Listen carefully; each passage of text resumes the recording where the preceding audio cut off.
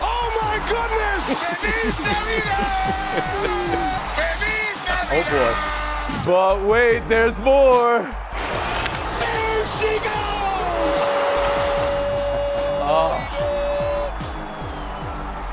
We live for this, don't we? Also, Georgia, Texas, we live for that.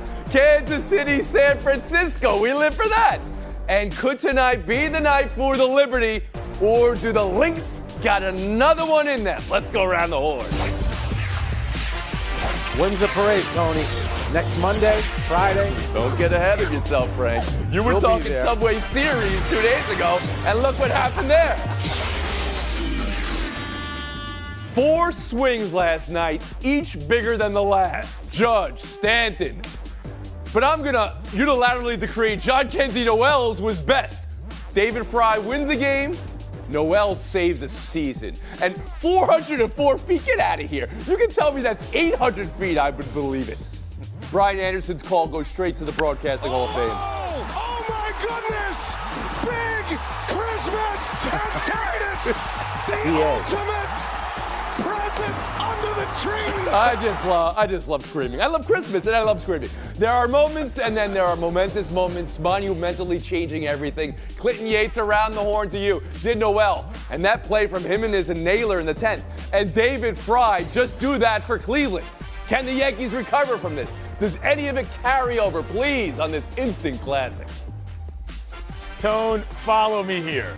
There is no scenario in which hitting a ball 900 feet nearly into the Cuyahoga River is luck. However, the Guardians were very fortunate to be in that position to begin with. Really? I thought Vogt made a couple of mistakes, and execution-wise on the field, they borderline gave that game away. They pitched to Soto, they walked to Soto and pitched to Judge. I would have probably done that the other way around. They end up giving up back-to-back, which should have been or could have been a backbreaker, and then they're running rundowns like Little League teams in the 9th inning. This is how this is supposed to go. You throw ahead of the runner, you chase him back, one tag play, maybe at second. That's all the risk you take. Instead, they're goofing this up, so they were even to be in that position at all. I thought was a very fortunate situation, and they took advantage of it. Great night in Cleveland. Don't get me wrong, but I don't see that carrying over. I think I'm getting you because they've just wrong been here. too shaky You're in too many very other parts. focused on a rundown in the 9th inning when, hello, there was a... Yeah, it drove me nuts. You cannot have that. And I 10 love out of that 10, about that you. can't happen. I love that about you. But you're...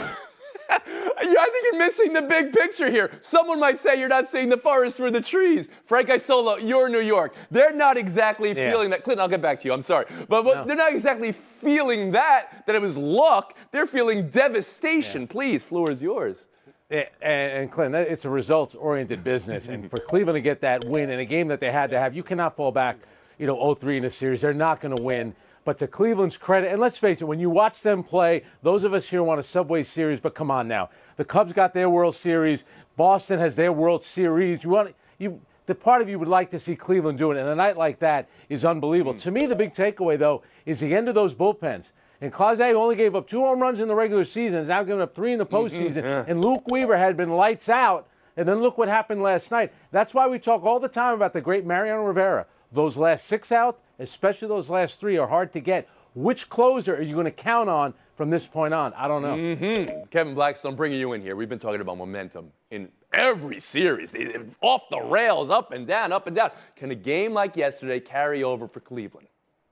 Absolutely it can. I'm amazed that Frank could even gather himself together to bring himself on to do the show today after what happened. I mean, I was certain that was a stake in the heart of the Cleveland franchise when Aaron Judge clobbered that ball. I walked away from the TV for a second and then looked down at my phone when I heard it buzz and said, "What's going on?" and rushed back to the Stanton TV. hit another one, Unbelievable. I mean, so I absolutely think that this can carry forward. Look, you talk about momentum. I mean, you saw those stands, you heard the call, you saw the reaction. That is real energy.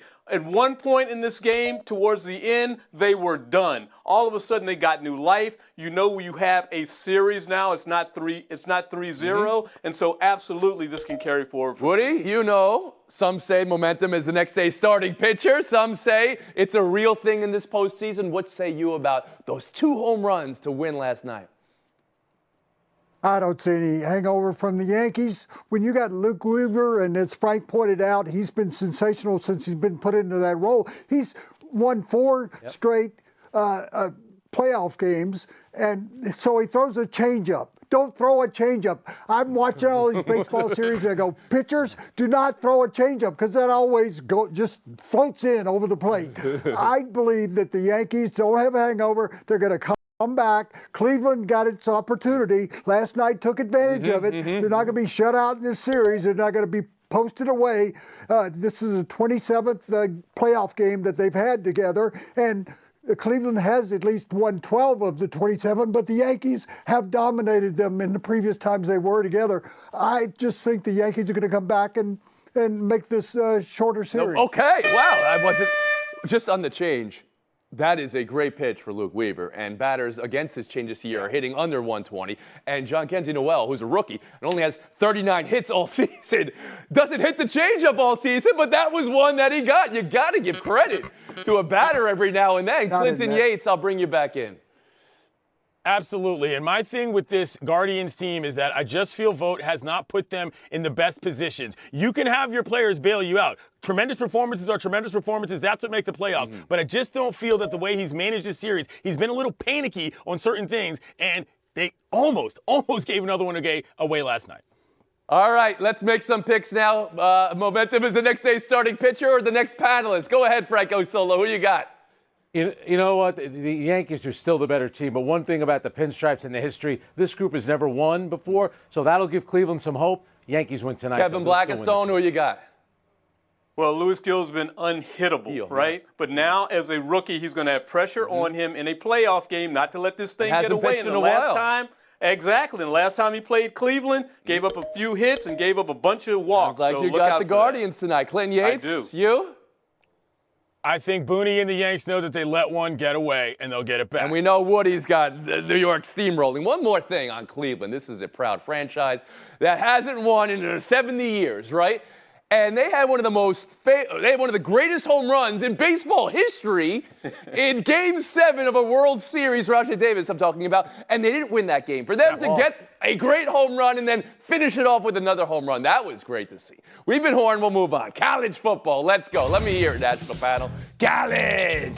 Another game of the year of the week. Number 5, Georgia. Number 1, Texas. Will the Horns assert dominance? Can Georgia afford another loss?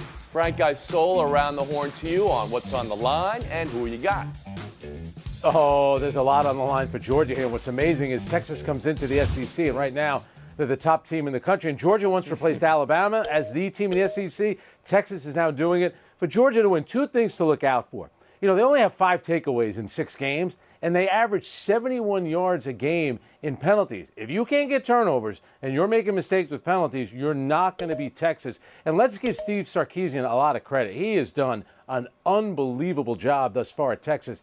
Georgia, you could still get in with 2 losses, but it better be a quality performance tomorrow. Okay, so that's what I want to get down on right now, Kevin Blackistone. What's on the line? Can Georgia afford another loss?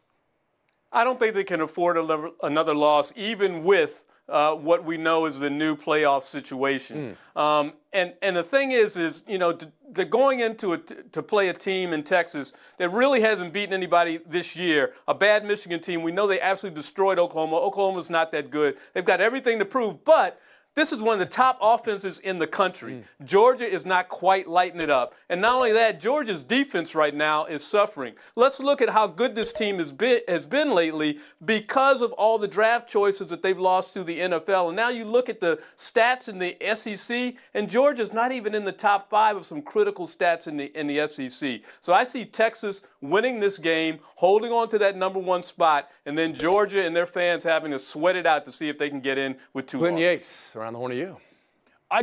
I want to give Sarkisian a little bit more credit than just having turned around that program. He would arguably be the face of college football if Deion Sanders wasn't walking this earth in Colorado right now for what he's done with that legacy program and how he's brought them back to legitimately being the best team in the country. That said, I think there's a lot to be said for this game in terms of style elements, because with the new format, you're going to have teams that have a fair amount of losses, and you've got to wonder, what do you actually look like within the games beyond just the numbers? And I think that's where Georgia's going to have a problem if they get down in this this early, even if they don't lose by a huge margin, it's going to look really bad for them. So that defensive Texas, they had a bunch of negative plays last week in terms of defensively. They had 5 sacks. They can do this. But I think how the game is played will be as important to the playoff picture as just what the result is, because Sark's been doing a great job. Frank, I'll bring you back in here on the idea of style. I go to you for style, Frank Isola.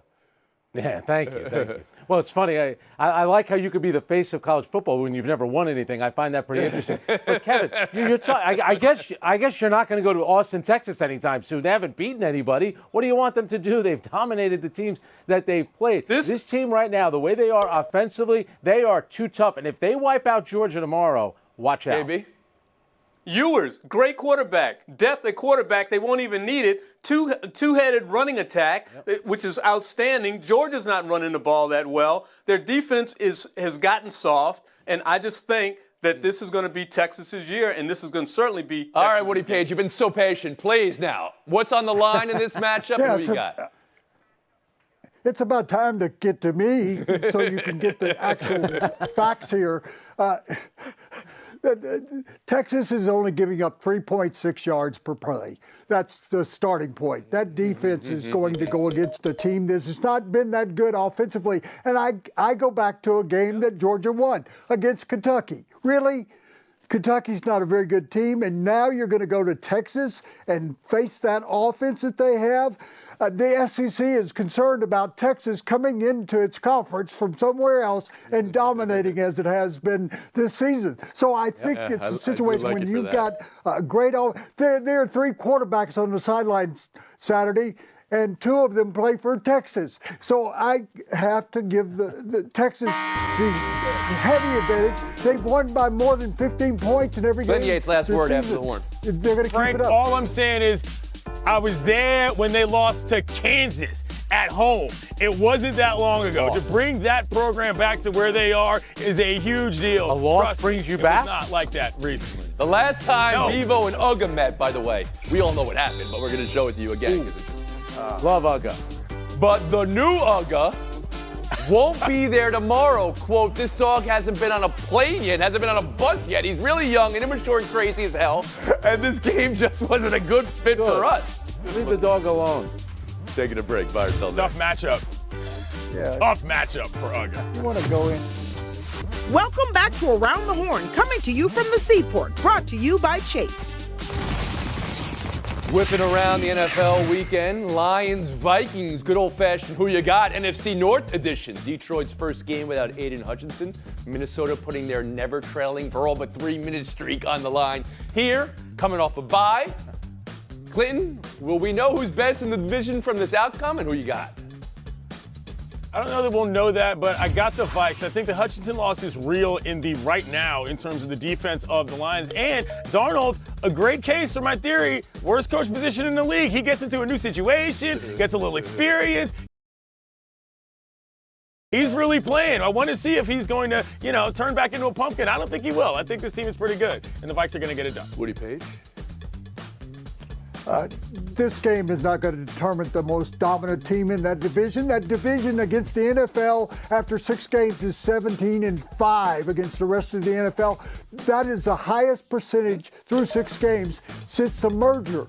So those teams still have so many games against each other left that we're not going to decide this till late in the season.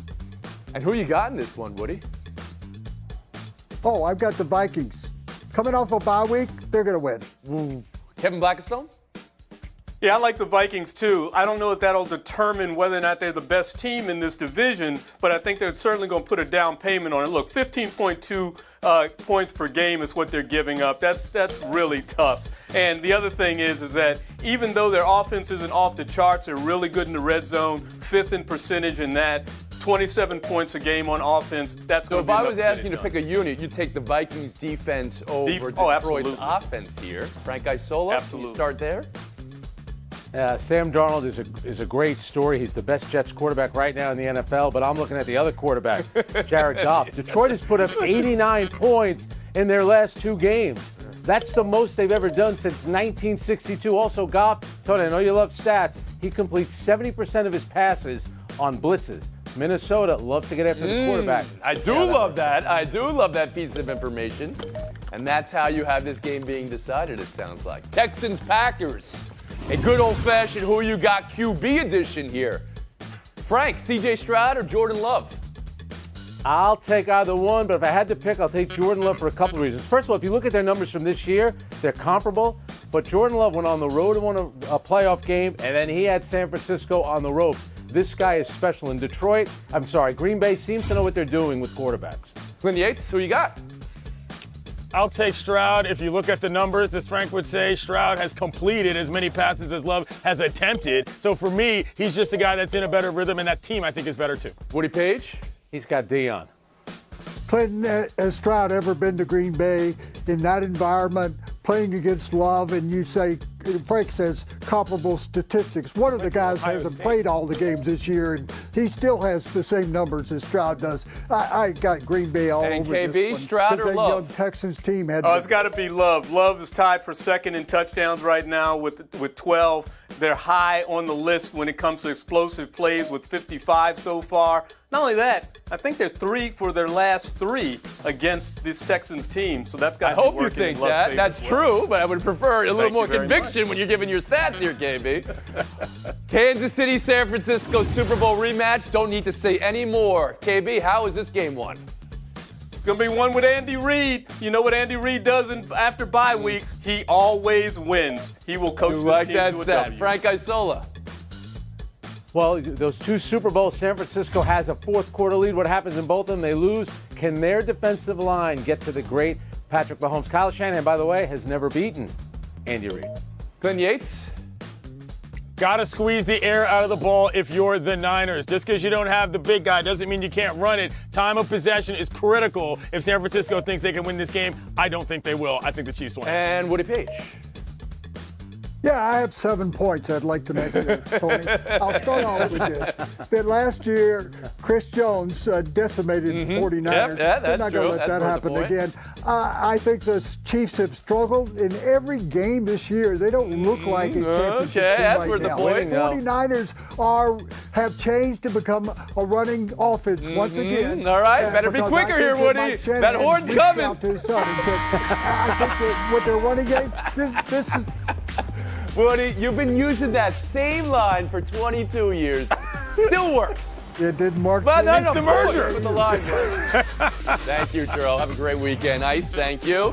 Clinton Yates, Kevin Blackstone. That's our showdown next.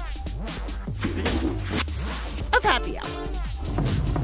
Clinton Yates, Kevin Blackstone, good luck in showdown. News of the week and of the preseason from college basketball, the stunning retirement of Tony Bennett. This is 3 weeks before the season starts.